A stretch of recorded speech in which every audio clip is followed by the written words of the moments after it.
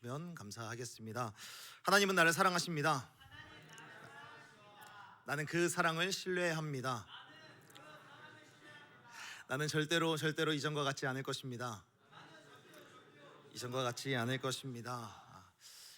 우리는 2주 전에 사도행전 3장 1절부터 5절의 말씀을 보면서 기도의 수준이 달라지고 또 시선의 온도가 달라졌었던 성령의 사람 베드로와 요한에 대해 나누면서 함께 도전과 은혜를 받았습니다.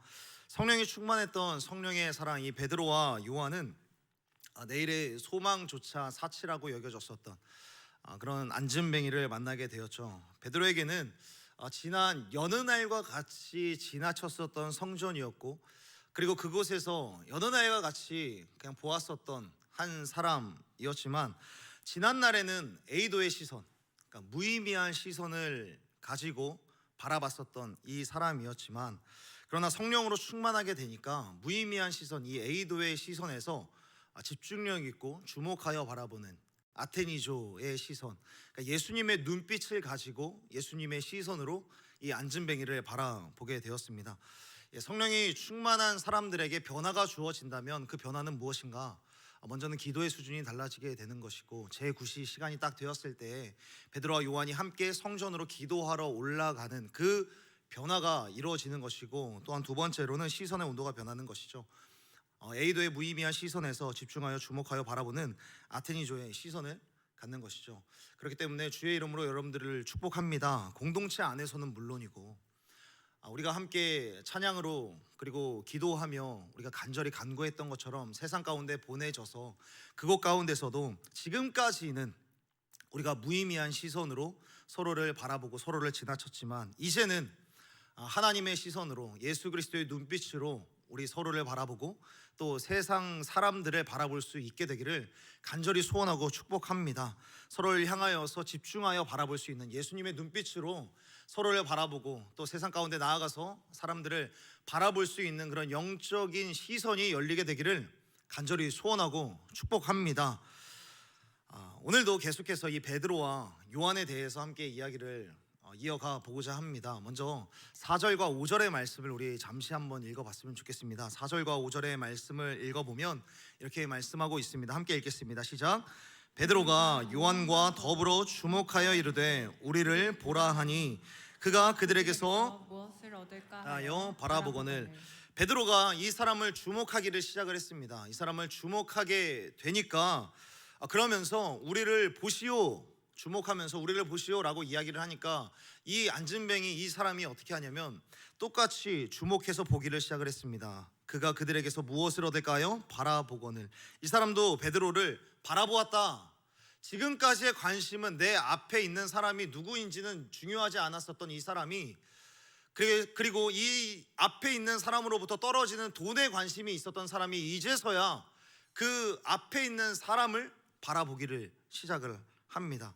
저는 제가 말씀을 전하는 이 시간이나 우리가 아까 전에 찬양을 했었던 그 찬양 시간이나 셀 모임을 그리고 마을 모임을 진행하는 그 모든 시간 속에서 이런 일들이 일어나게 되기를 간절히 소원하고 축복합니다. 무슨 일이냐면, 여러분이 찬양을 인도할 때, 또 셀 모임을 인도할 때, 마을 모임을 인도할 때 우리를 보시오 라고 이야기를 할 때, 우리를 보시오 라고 이야기를 듣는 그 모든 사람들이 지금까지는 종교적으로 교회를 왔다 갔다 했던 그런 사람들일지라도 영적인 집중력이 회복되어서 우리를 보시오라고 하는 이 말이 예수님께서 나를 봐라 라고 하는 그 말로 들려서 회복되어져 가는 역사가 우리 공동체 가운데 가득 넘치게 되기를 간절히 소원하고 축복합니다. 우리를 보시오라고 할 때 예수님을 바라볼 수 있게 되는 저와 여러분이 되기를 간절히 소원하고 축복합니다. 아무런 기대도 없던 사람, 절망이 짙었던 사람이 혹시 오늘은 나에게 무슨 일이 일어날까, 그런 마음으로 이렇게 집중하게 되기를 간절히 소원하고 축복하는 것입니다. 그렇게 서로의 눈이 마주쳤습니다. 베드로와 안진뱅이가 눈이 마주쳤을 때에 베드로가 이 안진뱅이에게 이렇게 선포를 합니다. 우리 6절과 7절의 말씀인데요, 다시 한번 우리가 함께 읽어봤으면 좋겠습니다. 6절과 7절 말씀, 이 말씀이 오늘의 설교 끝나는 모든 시간 동안 반드시 기억했으면 좋겠습니다. 우리 6절과 7절 함께 읽겠습니다. 시작. 베드로가 이르되 은과 금은 내게 없거니와 내게 있는 이것을 내게 주노니 나사렛 예수 그리스도의 이름으로 일어나 걸으라 하고 오른손을 잡아 일으키니 발과 발목이 곧 힘을 얻고. 아멘.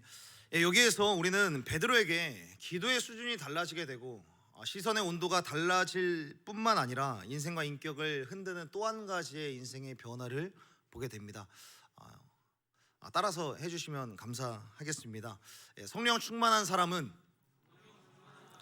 능력의 근거가 달라진다. 다시 한번요. 성령 충만한 사람은 능력의 근거가 달라진다. 성령이 충만한 사람은 무엇이 변하는가? 능력의 근거로 삼는 제목, 주제가 달라지게 되는 것입니다. 능력의 근거가 완전히 바뀐 베드로를 오늘 본문에서 우리들은 확인하게 되는 것이죠. 과거에 베드로와 요한은 예수님이 세상의 황제이자 왕이 될 것이라고 생각을 했습니다. 세상의 정점에서 최고의 권력을 갖게 되고 이 최고의 권력을 누리고 무엇보다 막대한 재력을 가지고 이 막대한 재력으로 사람들을 부리게 되고, 그래서 예수님께서 온 세상을 호령할 것이라고 생각을 했습니다. 그래서 제자들이 무엇을 가지고 언쟁을 했냐면, 예수님께서 온 세상을 호령하시고 점령을 하셨을 때에 그 옆에, 그 좌편에, 그 우편에 누가 앉게 될까? 내가 앉을 거다, 네가 앉으면 안 된다, 서로 언쟁을 벌이면서 예수님께 요청을 할 정도였습니다.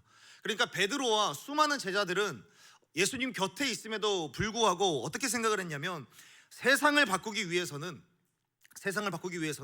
세상의 능력이 필요하다라고 믿어왔습니다. 세상은 세상의 능력으로 바꾸는 것이고 세상은 세상의 능력으로 고치는 것이다 라고 생각을 했던 것이죠. 마찬가지로 이 세상에 살아가는 수많은 사람들을 무엇으로 고칠 수 있을까?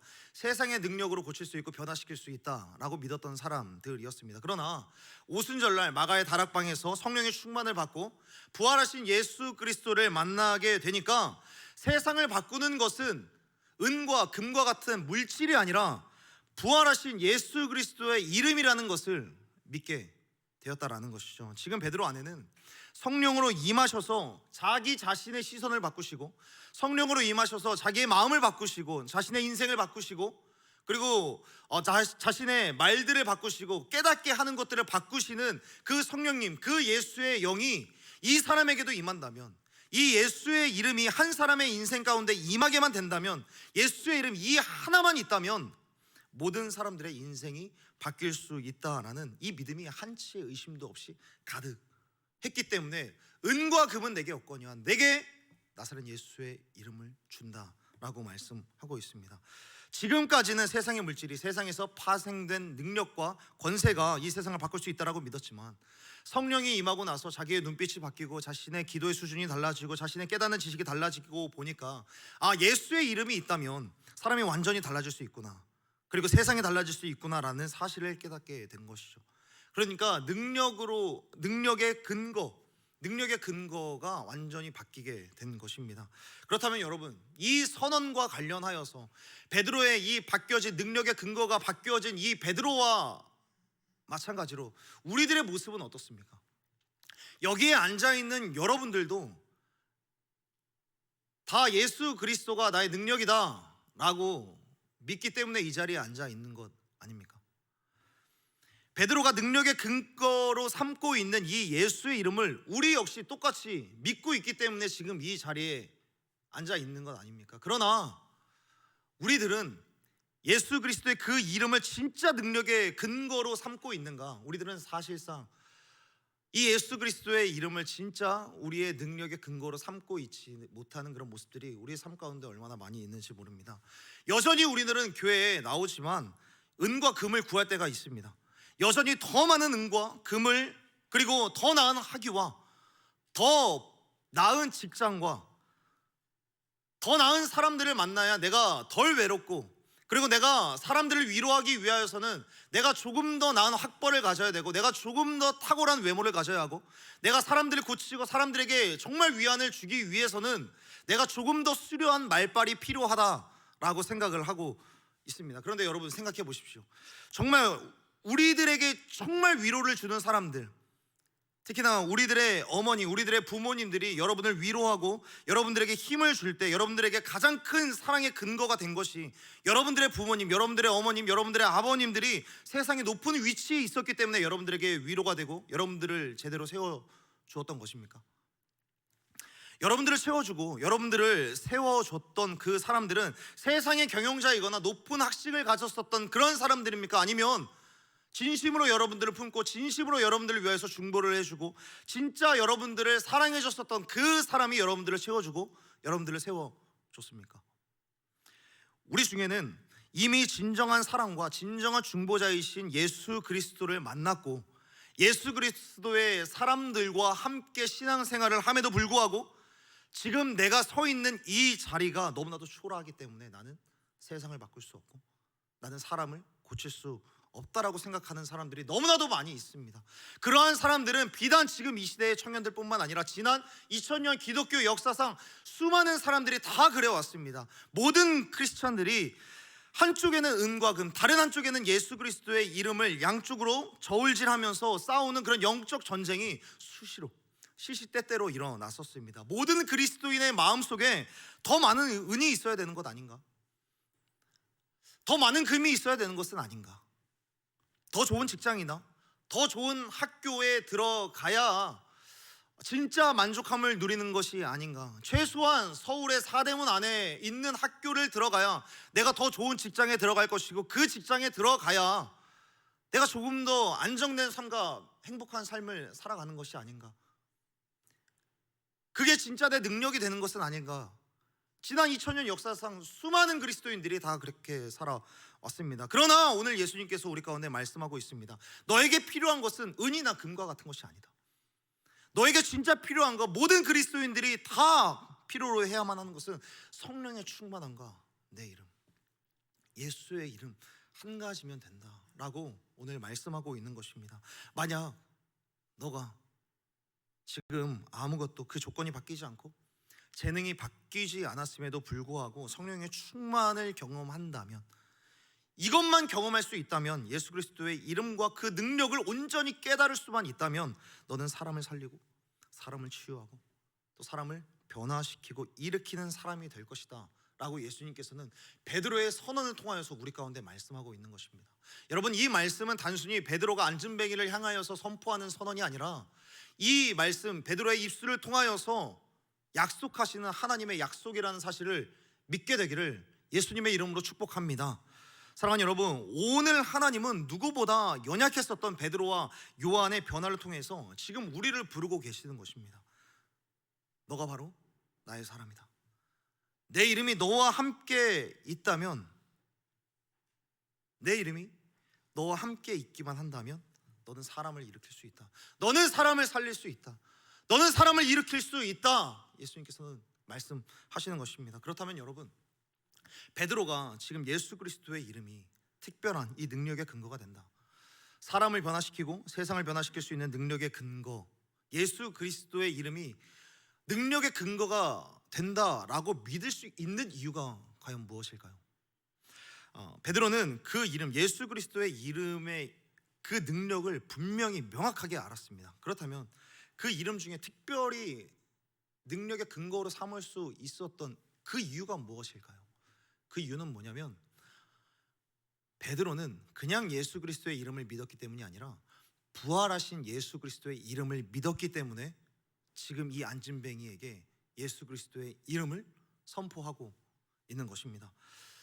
사도들의 시대에 정치적으로 그리고 군사적으로 이 유럽 땅과 중동 땅을 지배했었던 것은 로마였습니다. 그러나 이 로마였지만 문화적으로 로마 제국을 지배했던 것은 그리스와 헬라어였습니다. 이 헬라어에는 부활이라는 단어가 있는데, 이 부활이라는 단어는 아타나시스라고 이야기를 합니다. 아타나시스. 이 아타나시스는 반드시 두 가지 용도로 사용이 됩니다. 아타나시스라고 하는 이 부활이라고 하는 이 뜻을 가진 아타나시스는 반드시 두 가지 용도로 사용이 되는데, 첫 번째는 뭐냐면 부활이 없다라고 이야기를 할 때 이 아타나시스를 씁니다. 부활이 없다, 그때 아타나시스를 쓰는 겁니다. 그리고 이게 무슨 의미로 연결이 되냐면 두 번째로 말도 안 되는 이야기를 할 때 야, 아타나시스 같은 소리 하지 마. 아타나시스는 없어 라고 할 때 아타나시스를 쓰는 겁니다. 그러니까 신화와 같은 현실과 동떨어진 이야기들을 할 때 아타나시스 같은 소리 하지 마. 그러니까 아타나시스는 부활을 인정하는 말이 아니라 부활이라고 하는 이 사건 자체를 희화화하고 폄하하기 위하여서 사용하는 단어가 이 아타나시스라고 하는 단어입니다. 그래서 제자들이 예수님께서 부활하셨다라는 이야기를 할 때 우리들은 그냥 간단하게 부활하셨다라고 이렇게 이야기를 하는데, 제자들은 부활하셨다라고 이야기를 할 때 이 아타나시스라는 단어를 사용하지 않습니다. 대신에 무슨 단어를 썼냐면 아타나시스 대신 에게이로라는 단어를 씁니다. 에게이로. 이 에게이로라는 단어는 뭐냐면 잠에서 깨어나다, 앉은 자리에서 그냥 일어나다, 그리고 누운 자리에서 비로소 기상하다, 이런 뜻을 가지고 있는 단어가 에게이로입니다. 성경에서 제자들이 예수님의 부활에 대해서 이야기를 할 때 그래서 이런 표현을 씁니다. 부활이다, 예수님 부활하셨다 라고 그냥 한마디로 이야기를 하는 것이 아니라 예수님께서 죽은 자 가운데서 살아나셨다, 이 예수를 죽은 자 가운데서 살리신 하나님, 이렇게 표현을 하는 겁니다. 그래서 원문에서는 뭐라고 되어 있냐면 시체들 사이에서 살아나셨다라고 이야기를 하는 겁니다. 시체들 사이에서 네크로시스, 그리고 일어나셨다, 에게이로, 이렇게 말씀을 하시는 것이죠.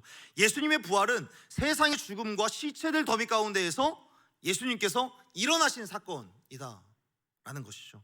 이 단어를 지금 이 시간에 왜 이야기를 하냐면 오늘 본문에서 베드로가 이 안진뱅이에게 은과 금은 내게 없거니와 내게 있는 것을 너에게 주겠다, 나사렛 예수 그리스도의 이름으로 명하노니 일어나 걸어라 라고 이야기를 할 때 여기에서 일어나 라고 하는 이 단어가 바로 에게이로라는 단어인 겁니다. 지금 베드로는 그 안에 있는, 자기 안에 있는 예수 그리스도의 그 부활의 예수 그리스도의 이름으로, 그 능력으로 무슨 일을 하고 있는 거냐면 안진뱅이 이 사람을 향하여서 부활의 능력으로 죽은 자 가운데서 시체 더미에서 일어나신 예수 그리스도처럼 너도 그 시체들 사이에서 일어나라 라고 지금 이 안진뱅이에게 선언을 하고 있는 것입니다. 바꿔 말하면 베드로의 눈안에는 이 안진뱅이는 그냥 단순히 육체의 가시, 육체의 한계, 육체의 결함, 육체의 결핍 가운데 앉아 있을 수밖에 없는 그런 사람이 아니라 영적으로 마치 시체들 사이에서 파묻혀 있는 사람처럼 보인 겁니다. 지금 이 사람이 절망의 시체 무덤 속에서 이 세상에 감당할 수 없는 수많은 여러 절망과 낙심과 시험과 곤고와 질고 안에서 이 사람의 능력과 이 사람의 어떤 노력으로는 극복할 수 없는 그 고통 속에서 허우적거리고 있는 이 사람이 마치 시체 가운데 있는 사람과 같이 여겨졌던 겁니다. 여러분, 우리가 사실 그렇지 않습니까? Living is dying이라는 말이 있습니다. 살아간다라는 것은 사실 죽어간다라는 말이죠. 우리는 조금씩 죽음의 문을 향하여서 조금씩 걸어가고 있습니다. 그리고 오늘도 우리는 하루만큼 죽음을 향해 걸어가고 있습니다. 그렇게 우리들은 계속해서 쌓아가고 있었던 그 모든 것들이 사라질 어떤 순간이 우리들에겐 오게 될 것입니다. 그렇게 우리는 죽음을 향해 걸어가게 되는데, 죽음을 향하여서 걸어갈 뿐만 아니라 살아가면서도 우리들은 죽음과 같은 절망이나 상처를 경험하고 또 그리고 우리 스스로 계속해서 묵상하게 되는 일들이 일어납니다. 내 자존감은 죽어버리고 내 자신감은 완전히 깨어져 버리고, 그래서 이 아름다운 성전 미문 아래에 있었던 안진뱅이가 일어날 생각조차 못했던 것처럼 우리들의 삶도, 너무나도 많은 청년들이 자신의 인생이 조금도 달라지지 않을 것이라고 생각을 합니다. 나의 노력에는 한계가 있고, 내가 아무리 노력하고 내 주변에 있는 환경들을 아무리 이용하고 내가 높아지려고, 내가 올라가려고, 내가 지금 이 수준의 삶을 벗어나려고 내가 열심히 노력하지만 그러나 일정 수준 이상으로는 내가 변하지 않을 것이다. 안진뱅이가 그렇게 사실상 죽은 것 같았던, 소망도 죽고 기대도 죽고 신앙도 죽은 것처럼 되어 있으니까, 그렇게 죽어있는 상태와 같이 있으니까 베드로가 그의 손을 잡아서 에게이로 일어나라 라고 이야기를 하고 있다는 겁니다. 여러분을 축복합니다. 여러분의 인생 가운데, 여러분들의 삶 가운데 부활의 주님께서 에게이로 하신 것처럼 여러분의 인생에도 에게이로의 역사가 있게 되기를 간절히 소원하고 축복합니다. 절망의 자리에서, 상처의 자리에서, 낙심의 자리에서, 변하지 않을 것만 같은 그런 한계의 자리에서 에게이로 하게 되는 역사가 있게 되기를 간절히 소원하고 축복합니다. 주님이 이야기하시는 거예요. 일어나라. 그 자리에서 너는 그 절망의 자리에서 딛고 일어나라. 왜 안 된다고 생각하느냐? 일어나라. 왜 그 상처가 너를 바꿀 수 없다라고 생각을 하느냐?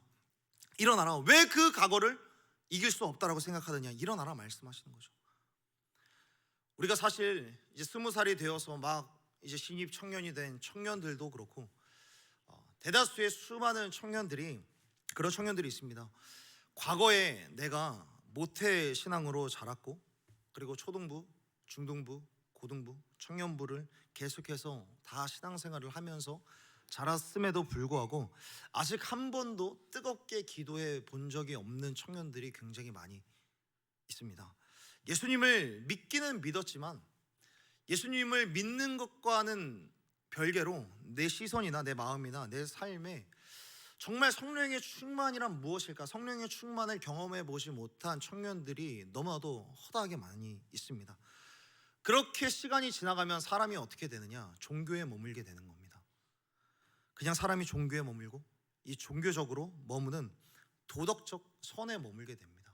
예수 그리스도가 그냥 도덕적 선을 가르치는 위대한 성인 중에 한 사람이다.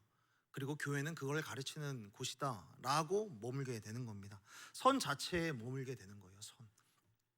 그리고 이런 사람이 어떤 생각을 가지게 되냐면 그냥 이런 건가 보다.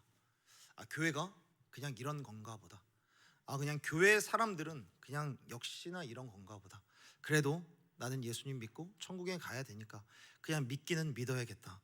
그런데 여러분, 예수님이 정말 그 정도 수준을 원하시는 걸까? 한번 생각해 보셔야 됩니다. 정말 예수님께서 그 정도 수준에 머무르기를 원하시는가? 예수님은 우리 가운데 그 종교의 자리, 거기에 머물지를 않기를 원하세요.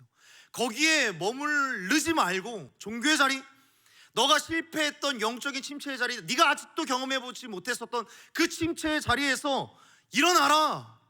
그 자리가 정말 끝이라고 생각하느냐? 그 자리에서 일어나서 지금 기도의 침체를 벗어나서 살아있는 진짜 능력의 근거가 되는 나를 마주해라. 지금 기도의 침체를 가진 사람들에게, 영적인 침체를 가진 사람들에게, 예배의 침체를 가진 사람들에게, 삶의 변화를 도무지 느끼지 못하는 사람들에게 지금 예수님께서 말씀하시는 겁니다. 일어나라. 비전이 없다고 생각하는 그 사람들에게도 오늘 말씀하시는 겁니다. 일어나라. 사랑하는 사람과 심각한 이별을 하고, 그래서 내 인생 가운데 다시는 연인이 없고, 다시는 결혼도 없고, 다시는 가정도 이룰 수 없을 것 같다라고 생각하는 사람들에게도 말씀하시는 겁니다. 왜 이렇게 너의 인생을 단정 짓느냐? 일어나라. 남자친구가 예배하기를 원하느냐? 여자친구가 예배하기를 원하느냐? 너부터 예배해야 된다. 너의 부모님이 진짜 예수 믿고 너의 부모님이 진짜 나를 경험하기를 원하느냐? 그러면 너부터 일어나야 한다. 일어나라. 내가 너의 가정에, 너의 아버지에게, 너의 어머니를 내가 일으키기를 바란다. 내가 일으키기를 원한다. 예수님께서 우리 가운데 말씀하시는 겁니다. 너는 가서 복음을 전해라. 너의 부모님이 듣지 않으면 너 혼자라도 가서 예배를 드려야 한다. 그 자리가 눈물이 나고 외롭고 서러울지라도 너는 그 자리에 먼저 가서 너부터 영적으로 서서 일어나서 예배해야 한다. 예수님께서 오늘 가운데 말씀해 주고 있는 겁니다. 그런데 베드로가 예수님의 이름으로 일어나 걸어라 라고 이 안진뱅이에게 외치니까 이 사람이 어떻게 됩니까? 사실 어렵죠. 지금 40년이 넘게 태어나면서부터 지금까지 걸어본 적이 없으니까 일어서는 것 자체가 어떤 느낌인지 어떤 감각인지도 모르는 거예요. 그러니까 이 베드로가 이 사람을 향하여서 어떻게 하냐면 그의 오른손을 잡아서 일으켜 주었다라고 이야기를 합니다. 오른손으로 잡아서 그 사람을 일으켜 주었다. 지금 이 사람을 일으키는 손이 과연 순전히 베드로 한 사람의 손이었을까? 지금 이 사람을 일으키는 이 베드로의 손 안에는 지금 예수 그리스도의 손이 있는 것입니다. 저는 늘 설교를 준비하고 또 여러분들 가운데 설교를 할 때 여러분들을 위해서 좀 이렇게 기도하면서 준비를 하고 설교를 합니다. 이렇게 기도를 해요. 하나님, 내가 하는 지금 이 설교가 일어나기 어려운 청년들의 마음을 일으키는 예수 그리스도의 손이 되기를 원합니다.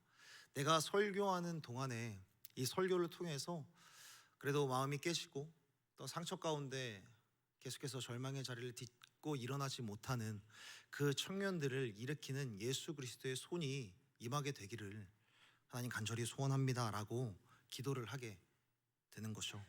이 마음으로 설교를 하는 겁니다. 그렇기 때문에 지금 이 시간에도 여러분들 가운데 보이지 않는 손으로 여러분들을 계속해서 낚고 있는 거예요.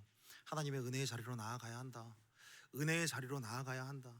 지금 용기가 없어서 지하 1층까지밖에 나오지 못하는 그 청년들에게도 나아가야 한다. 저는 지금 이 설교를 통하여서 하나님께 간절히 기도하고 있는 겁니다. 예수 그리스도의 손으로 그 청년들의 마음을 일으켜 주십시오라고 저 역시도 기도하게 되는 것이죠. 그렇기 때문에 사랑하는 여러분, 여러분들도 복음을 전하게 될 때, 여러분들이 복음을 전할 때 여러분들의 입술 가운데서, 여러분들의 삶 가운데서 선포되는 이 복음이 예수 그리스도의 손길이 되어서 여러분들의 부모님이나 여러분들의 친구들이나 여러분들의 지인 가운데 그들의 마음을 만져주게 되기를 소원하는 마음으로 복음을 전하는 저와 여러분이 되었으면 좋겠습니다. 그렇게 예수 그리스도의 손길이 안진뱅이를 붙잡고 예수의 이름이 그 안에 있고 부활하신 모습으로 그들과 함께 계시자 그 안진뱅이가 어떻게 됩니까? 우리 7절과 8절의 말씀을 함께 읽어봤으면 좋겠습니다. 우리 7절과 8절 말씀입니다. 함께 읽겠습니다. 시작.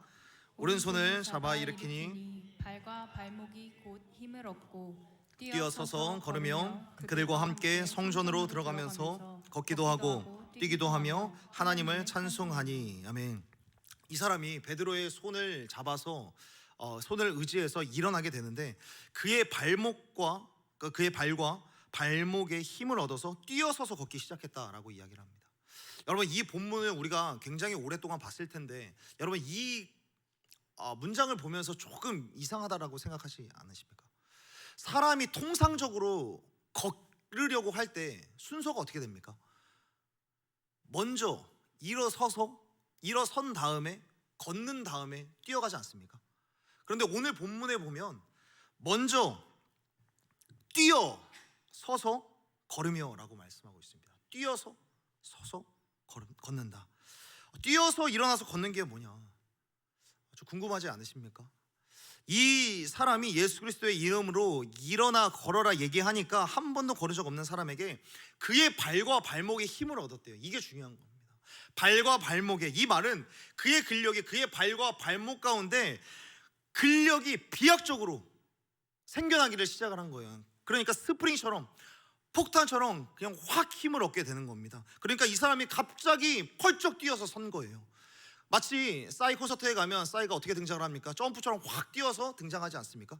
그러니까 베드로가 손을 잡고 일으키니까 이 사람들이 어떻게 할 줄 모르는데 갑자기 발과 발목에 힘을 얻고 갑자기 점프를 확 뛰게 되고, 그러니까 이 사람이 어떻게 했습니까?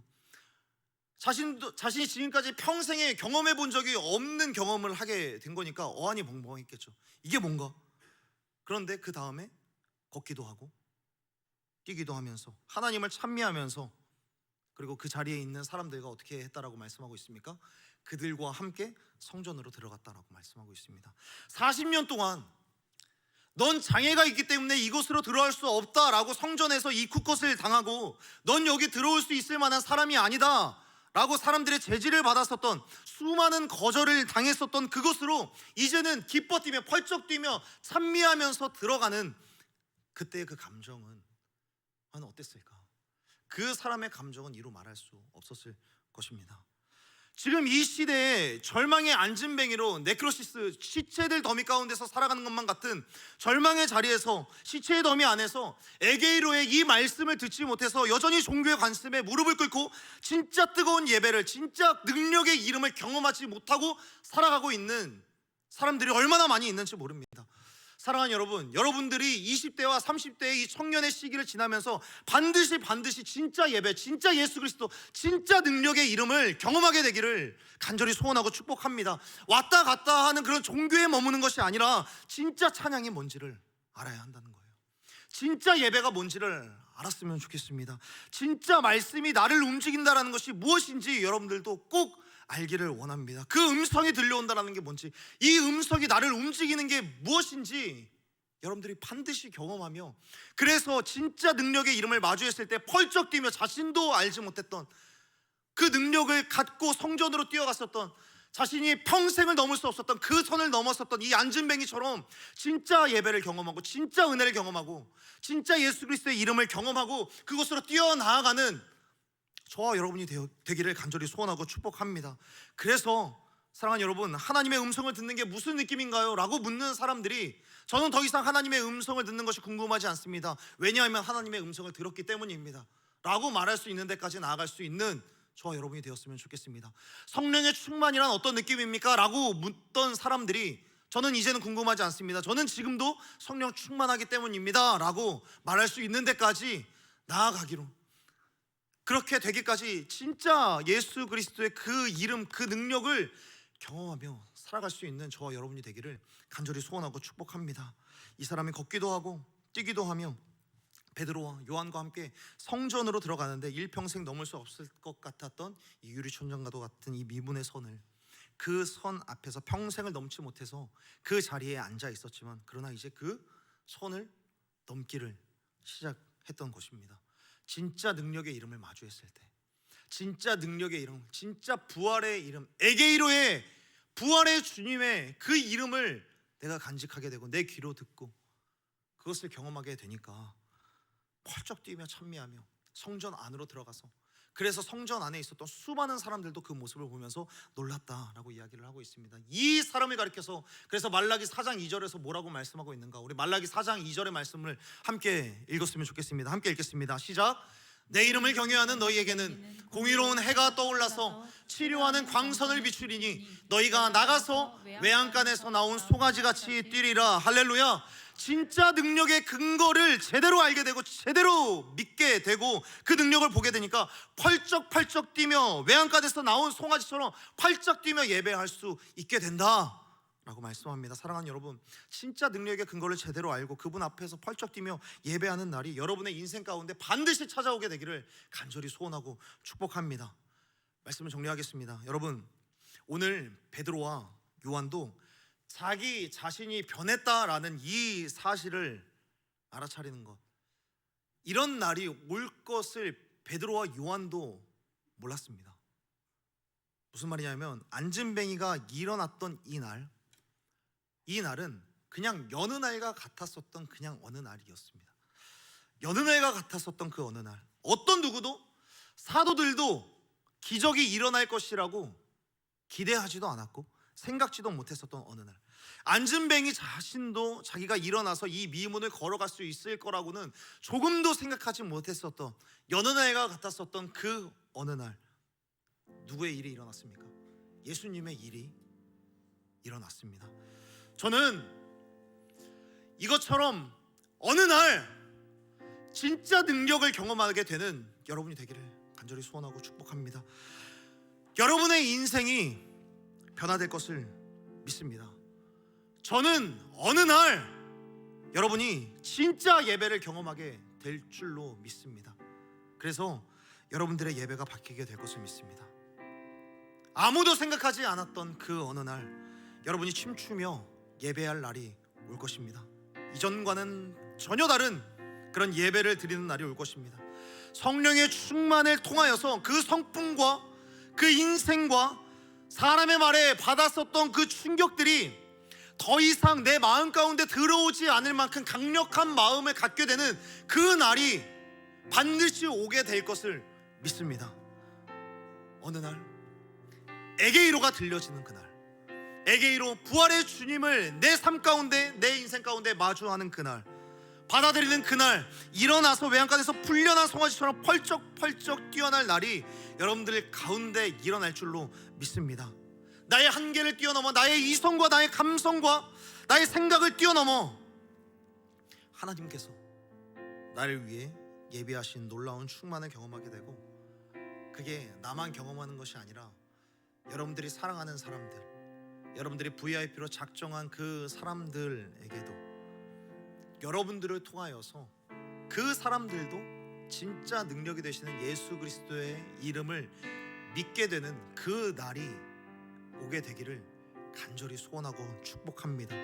사랑하는 여러분, 그 날을 위해서 그날을 위해서 오늘 우리는 내게 주어진 하루하루를 기도와 하나님을 향한 집중의 시간으로 날마다 채워갈 수 있는 그런 하나님의 사람들, 그리스도의 담대한 증인들이 되기를 간절히 소원하고 축복합니다.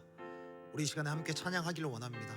우리 이 시간에 함께 찬양할 때 먼저 우리의 모습을 낱낱이 고백하며 찬양했으면 좋겠습니다. 하나님, 우리에게도 안진뱅이와도 같이 영혼의 상처와 마음의 굶주림을 안고 나 역시 주님 시체 더미 가운데 누워있는 사람과도 같습니다. 그러나 하나님, 그런 우리들일지라도 오늘 우리 가운데 에게이로 일어나라 라고 말씀하시는 그 하나님의 음성을 듣는 이 시간 되기를 원합니다 라는 그런 마음으로 우리 이 찬양 함께 하기를 원합니다. 하나님, 내가 포기하지 않으시는 그 하나님의 사랑을 의지하여서 내가 다시 일어나 찬양하고 다시 일어나 능력으로 예배하는 내가 되기를 원합니다. 우리 이런 마음으로 함께 믿음을 다하여서